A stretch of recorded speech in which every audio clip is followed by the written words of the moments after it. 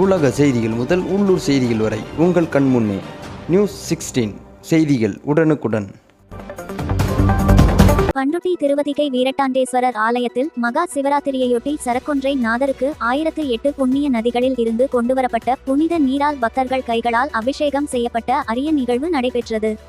கடலூர் மாவட்டம் பண்ருட்டி திருவதிகை பகுதியில் அமைந்துள்ள வரலாற்று பிரசித்தி பெற்ற ஸ்ரீ வீரட்டாண்டேஸ்வரர் ஆலயத்தில் மகா சிவராத்திரி சிறப்பு வழிபாடு மிக விமர்சையாக நடைபெற்றது. இதில் மூலவர் வீரட்டானேஸ்வரருக்கு பால், தேன், தயிர், பன்னீர், சந்தனம், திருநீறு மற்றும் பஞ்சாமிர்தத்தால் அபிஷேகம் செய்யப்பட்டு வண்ணநிற பட்டாடை உடுத்தப்பட்டு பின்னர் வில்வம், அரளி, தாமரை, மல்லிகை மலர்களால் அர்ச்சனை செய்யப்பட்டு வேத மந்திரங்கள் முழங்க மகா தீபாராதனை நடைபெற்றது. இதைத் தொடர்ந்து ஆலயத்தில் அமைந்துள்ள சரக்கொன்றை நாதருக்கு கும்பமேளா, காசி உள்ளிட்ட 1008 புண்ணிய நதிகளில் இருந்து கொண்டுவரப்பட்ட புனித நீரை கொண்டு பக்தர்கள் கைகளால் அபிஷேகம் செய்யப்படும் அரிய நிகழ்வு நடைபெற்றது. அப்போது சரக்கொன்றை நாதருக்கு வண்ண நிற பட்டாடை உடுத்தப்பட்டு வில்வ இலை, வெற்றிலை மற்றும் வண்ண மலர்களால் அலங்கரிக்கப்பட்டு வேத மந்திரங்கள் முழங்க மகா தீபாராதனை நடைபெற்றது. இதில் பக்தர்கள் நீண்ட வரிசையில் நின்றபடி புனித நீரை கொண்டு சரக்கொன்றை நாதருக்கு அவர்களது கையால் அபிஷேகம் செய்து சிறப்பு வழிபாடு செய்தனர்.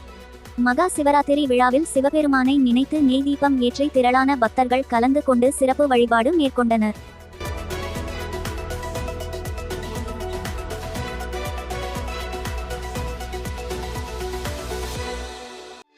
உள்ளூர் செய்திகள் முதல் உலக நிகழ்வுகள் வரை உடனுக்குடன் அறிந்து கொள்ள நியூஸ் 16 சமூக வலைதள பக்கங்களை சப்ஸ்கிரைப் செய்யவும்.